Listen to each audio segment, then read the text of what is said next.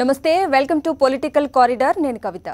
Political కారిడార్లోకి enter అయ్యే ముందు highlights చూద్దాం. రాజధాని అమరావతిలో రాజుపోయి సీను వచ్చే నవనిర్మాణ దీక్షలు వెలవేల, వైఎస్ఆర్సీపీ ప్లీనరీలు కలకల. విశాఖ భూ కుంభకోణంపై పెదవి విప్పని విశాఖ ఎంపీ హరిబాబు. కారిడార్లోకి ఎంటర్ అయి ఈ డీటెయిల్స్ చూద్దాం.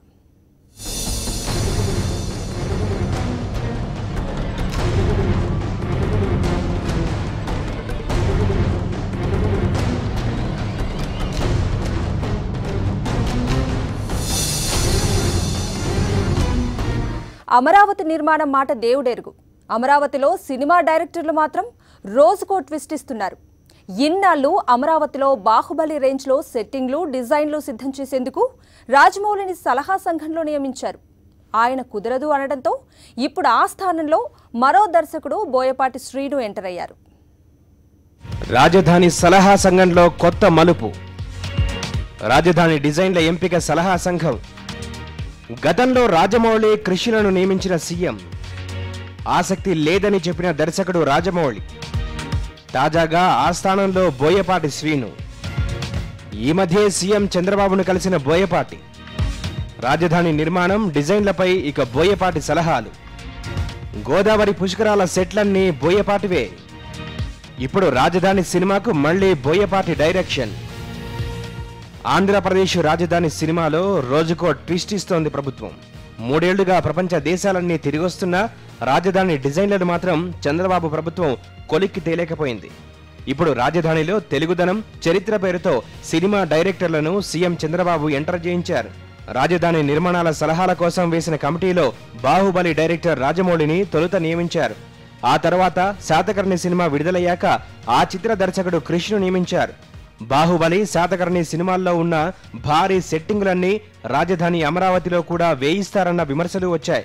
దర్శకుడు రాజమౌళి మాత్రం సీఎం చంద్రబాబు ప్రతిపాదనను తిరస్కరించారు. రాజధాని డిజైన్ల ఎంపిక, ఇతరతర వ్యవహారాల్లో తాను జోక్యం చేసుకోనని తేల్చేశారు. సినిమా సెట్టింగ్ల వరకు ఓకే, కానీ రాజధాని నిర్మాణాల వంటి అంశాల్లో జోక్యం చేసుకోలేనని స్పష్టం చేశారు. దీంతో దర్శకుడు రాజమౌళి సలహా సంఘం సమావేశాలకు హాజరు కాలేదు.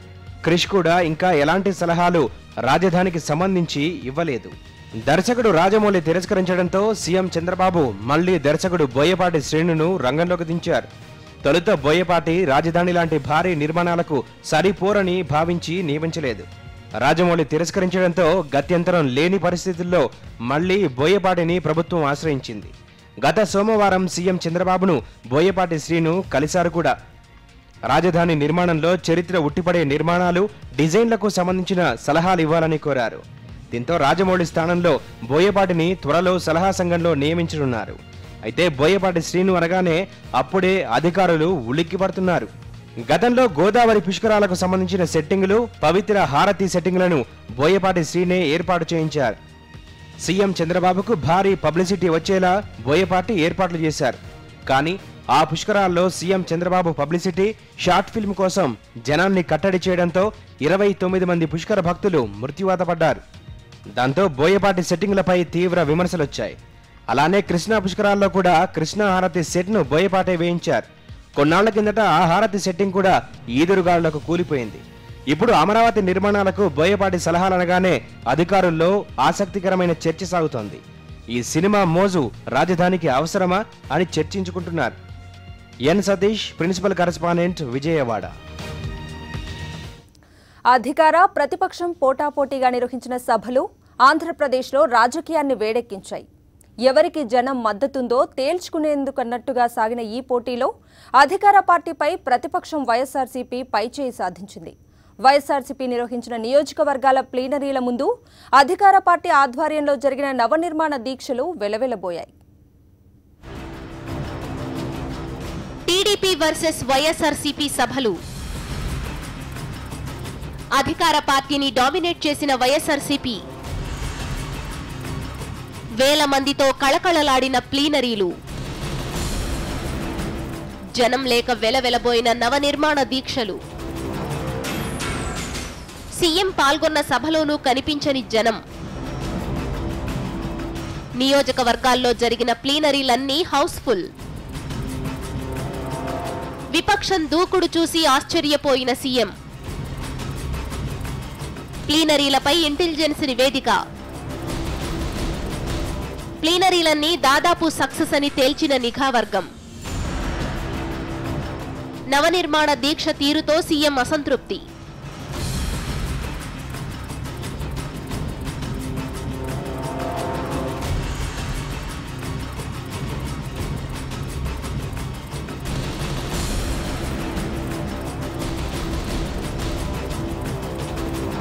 ఆంధ్రప్రదేశ్లోని 175 అసెంబ్లీ నియోజకవర్గాల్లో అధికార టీడీపీ, ప్రతిపక్షం వైఎస్ఆర్సీపీ సభలు ఏకకాలంలో జరిగాయి.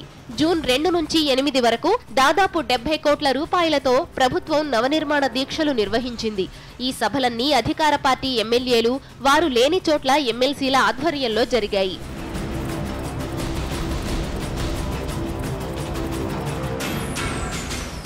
ఈ సమయంలోనే వైఎస్ఆర్సీపీ అసెంబ్లీ నియోజకవర్గాల వారీగా ప్లీనరీ సమావేశాలు నిర్వహించింది. 175 నియోజకవర్గాల్లో ఎమ్మెల్యేలు, నియోజకవర్గాల ఇన్ఛార్జీలు వీటిని నిర్వహించారు. రెంటిని పోల్చి చూస్తే అధికార పార్టీ నవనిర్మాణ దీక్షలు జనం లేక వెలవెలపోగా, విపక్ష ప్లీనరీలు జనంతో కిటకిటలాడాయి. ప్రభుత్వం కోట్లు ఖర్చు పెట్టి అధికారుల చేత జనాన్ని రప్పించేందుకు ఒత్తిడి తెచ్చినప్పటికీ నవనిర్మాణ దీక్షలకు జనం నుంచి స్పందన కరువైంది. సీఎం చంద్రబాబు బెంచ్ సర్కిల్లో నిర్వహించిన దీక్షకు 30,000 మందిని రప్పించేందుకు ఏర్పాట్లు చేసినా కనీసం 2,000 మంది రాకపోవడంతో ఖాళీ కుర్చీలు వెక్కిరించాయి. తరువాత జరిగిన చర్చల్లోనూ జనాన్ని బలవంతంగా రప్పించడం, వాళ్లు గోడలు దూకి పారిపోవడం వంటి సన్నివేశాలు కనిపించాయి. ప్రభుత్వం చేపట్టిన దీక్షలపై ఎలాంటి స్పందన కనిపించలేదనడానికి ప్రభుత్వంపై వ్యతిరేకతకు ఇవి నిదర్శనంగా నిలిచాయి.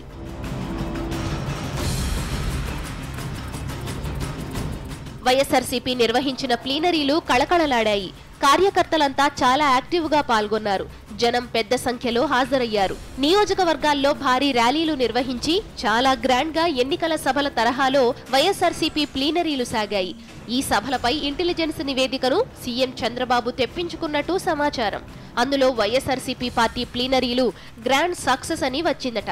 వైఎస్ఆర్సీపీ అధ్యక్షుడు వైఎస్ జగన్ విదేశీ పర్యటనలో ఉన్నా ఎక్కడా తేడా లేకుండా నియోజకవర్గాల ప్లీనరీలు జరగడం చూస్తే వైఎస్ఆర్సీపీ క్షేత్రస్థాయిలో ఎంత బలంగా ఉందో చాటి చెప్పిందని ఇంటెలిజెన్స్ నివేదిక తెలిపిందట. ప్రభుత్వం చేపట్టిన దీక్షల్లో జనం భాగస్వామ్యమే కాదు, ఇంటెలిజెన్స్ నివేదిక తెలిపిందట. ప్రభుత్వం చేపట్టిన దీక్షలో జనం భాగస్వామ్యమే కాదు, పార్టీ ఎమ్మెల్యేలు కూడా పాల్గొనని విషయం సీఎం దృష్టికి ఇంటెలిజెన్స్ అధికారులు తెచ్చారట. దీంతో ఈ నెల 15న జరిగే కేబినెట్ సమన్వయ కమిటీ సమావేశాల్లో మంత్రులు, పార్టీ నేతలకు దీక్షల విషయంలో సీఎం క్లాస్ తీసుకోనున్నారట. వైఎస్ఆర్సీపీ ప్లీనరీలకు పోటీగా మళ్లీ కొత్త కార్యక్రమాన్ని రూపొందించే యోచనలో సీఎం కార్యాలయం పడినట్టు సమాచారం. ఒకేసారి జరిగిన నవనిర్మాణ దీక్షలు, వైఎస్ఆర్సీపీ ప్లీనరీల్లో ప్రభుత్వ వ్యతిరేకత బట్టబయలు కావడం సీఎం చంద్రబాబును కలవరపెడుతోంది. ఎన్ సతీష్, ప్రిన్సిపల్ కరెస్పాండెంట్, విజయవాడ.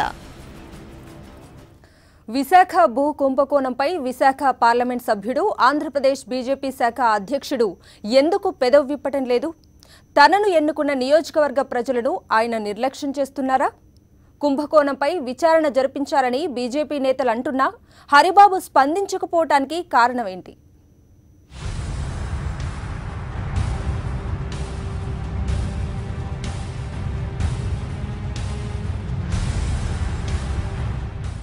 ఆంధ్రప్రదేశ్ చరిత్రలో కనీ విని ఎరుగని స్థాయిలో భూకుంభకోణం విశాఖపట్నం జిల్లాలో చోటు చేసుకుంది. హుద్హుద్ పేరు చెప్పి 1000 ఎకరాలు భూములు కబ్జా చేసే ప్రయత్నాలు జరిగాయి. చట్టాపట్టాలు వేసుకున్న అధికార పార్టీ నేతలు, అధికారులతో ఇది సాధ్యమైందని రాష్ట్రమంతా నినదించింది. విశాఖ ఎమ్మెల్యే, ఆంధ్రప్రదేశ్ బీజేపీ శాసనసభాపక్ష నేత విష్ణుకుమార్ రాజు కూడా భూభాగోతంపై విస్మయం వ్యక్తం చేశారు. కానీ ఒక వ్యక్తి మాత్రం ఇంతవరకు స్పందించలేదు. ఆయనే విశాఖపట్నం ఎంపీ కంభంపాటి హరిబాబు. సొంత నియోజకవర్గంలో చోటు చేసుకున్న అక్రమాలపై ఆయన పెదవి విప్పకపోవడం అందర్నీ విస్మయానికి గురిచేస్తోంది. కుంభకోణానికి సంబంధించిన సాక్ష్యాధారాలు కళ్లెదురుగా కనిపిస్తున్నా హరిబాబు మాత్రం ఎక్కడా స్పందించలేదు.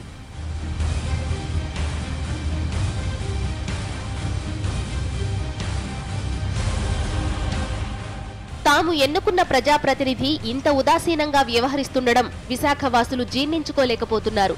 హరిబాబు తీరుపై చాలా మంది విశాఖవాసులు ఆగ్రహం వ్యక్తం చేస్తున్న పరిస్థితి. ముఖ్యమంత్రి చంద్రబాబు ప్రయోజనాల కోసం పనిచేస్తున్న బీజేపీ ఎంపీ ఆయన అని చాలా మంది విశాఖ వాసులు నిష్ఠూరమాడారు. భూకుంభకోణంపై విశాఖపట్నం జిల్లా బీజేపీ తీవ్ర ఆగ్రహం వ్యక్తం చేస్తోంది. ఈ భూభాగోతంపై ఉన్నత స్థాయి విచారణ జరిపించి దోషులకు శిక్ష పడేలా చూడాలని స్థానిక బీజేపీ ఎమ్మెల్యే విష్ణుకుమార్ రాజు పదే పదే డిమాండ్ చేస్తున్నారు. ఈ అవినీతి అక్రమాలకు సిటీ ఆఫ్ డెస్టినీ ఇమేజ్ దెబ్బతీశారని విష్ణుకుమార్ రాజు ఆవేదన వ్యక్తం చేశారు.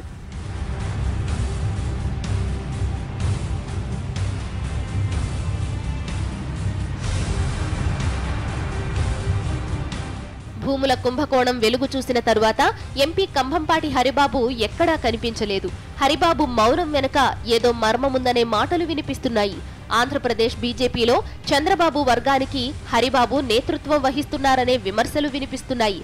విశాఖ భూ అక్రమాలపై సీబీఐ విచారణ జరపాలని బీజేపీ డిమాండ్ చేస్తుంటే పార్టీ రాష్ట్ర శాఖకు నాయకత్వం వహిస్తున్న విశాఖ ఎంపీ కంభంపాటి హరిబాబు మాత్రం ఉలుకు పలుకు లేకుండా ఉన్నారు. కేఎస్ఆర్ పొలిటికల్ కామెంట్ చూసే ముందు పొలిటికల్ కారిడార్లో షార్ట్ బ్రేక్ తీసుకుందాం. Stay with us.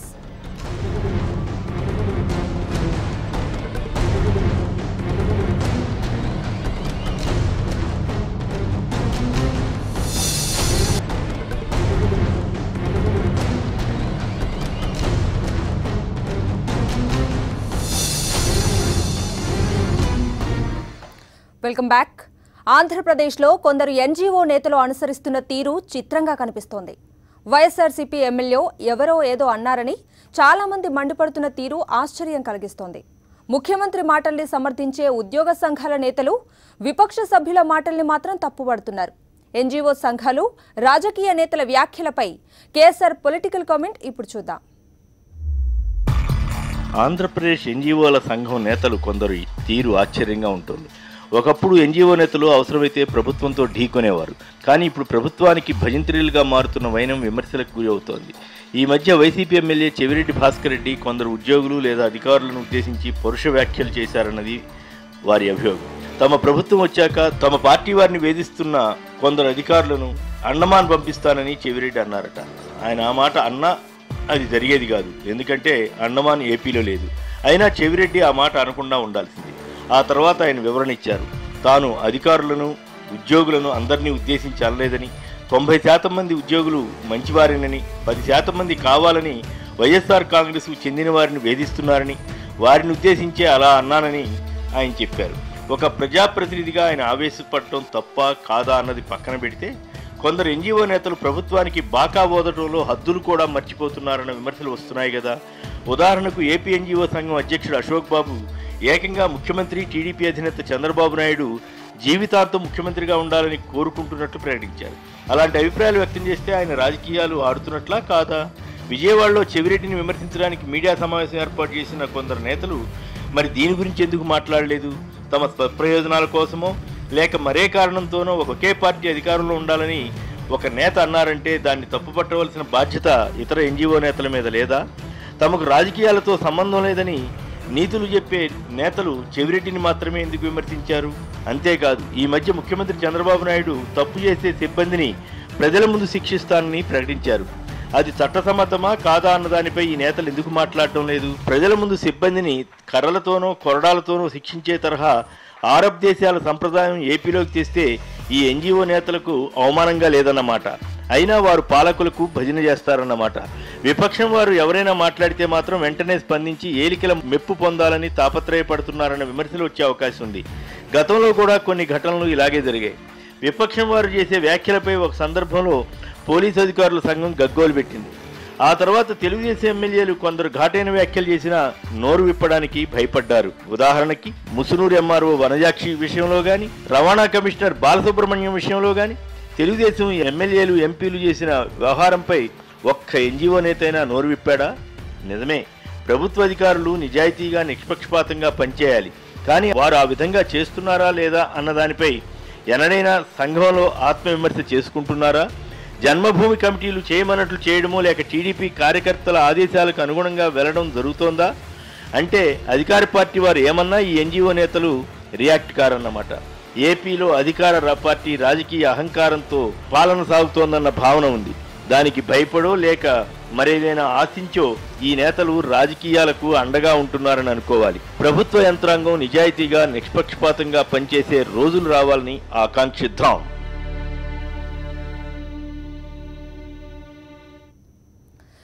ఏళ్లుగా పార్టీని నమ్ముకుని ఉన్న తెలుగు తమ్ముళ్లను చంద్రబాబు నాయుడు జంపింగ్ జిలానీల కోసం పక్కన పెడుతున్నారా? తూర్పుగోదావరి జిల్లా జెడ్పీ రాజకీయాల్లో చోటు చేసుకుంటున్న మార్పులు దేనికి సంకేతం? చంద్రబాబు నాయుడు అనుసరిస్తున్న తీరుపై తెలుగు తమ్ముళ్లు ఏమనుకుంటున్నారు? ఓడలు బళ్ళు, బళ్ళు ఓడలు అవుతాయన్న సామెత తూర్పుగోదావరి జిల్లా జెడ్పీ పీఠంపై జరుగుతున్న రాజకీయం చూస్తే అవుననక తప్పదు. ఎందుకంటే మొన్నటి వరకు జిల్లా జెడ్పీలో ప్రతిపక్ష నేతగా ఉన్న జ్యోతుల నవీన్ మరికొద్ది రోజుల్లోనే జెడ్పీ పీఠంపై కూర్చోవడం ఖాయమని టీడీపీలో ప్రచారం జరుగుతోంది. ప్రస్తుత జెడ్పీ చైర్మన్ నామన రాంబాబును ఈ నెల 15 లోపు రాజీనామా చేయాల్సిందిగా టీడీపీ నాయకత్వం ఆదేశించింది. ఖాళీగా ఉన్న జిల్లా టీడీపీ అధ్యక్ష పదవి ఆయనకు అప్పగించాలన్నది టీడీపీ నాయకత్వ నిర్ణయం. జెడ్పీ చైర్మన్ పదవిలో కొనసాగనిస్తేనే జిల్లా అధ్యక్ష పదవి చేపడతానని నామన రాంబాబు గతంలోనే స్పష్టం చేశారు. నామనకు మద్దతుగా కోనసీమకు చెందిన కొందరు జెడ్పీటీసీలు తమ నిరసనను జిల్లా సమన్వయ కమిటీ ముందుంచారు. దీంతో రంగంలోకి దిగిన మంత్రి యనమల వారిని విజయవాడకు పిలిపించి సుతిమెత్తగా మందలించారు. దీంతో నాయకత్వం నిర్ణయానికే నామన కట్టుబడినట్లు తెలుస్తోంది. దీంతో జగ్గంపేట ఎమ్మెల్యే జ్యోతుల నెహ్రూ తనయుడు నవీన్ కు జెడ్పీ చైర్మన్ పీఠానికి రూట్ క్లియర్ అయినట్లు పార్టీలో చర్చ నడుస్తోంది.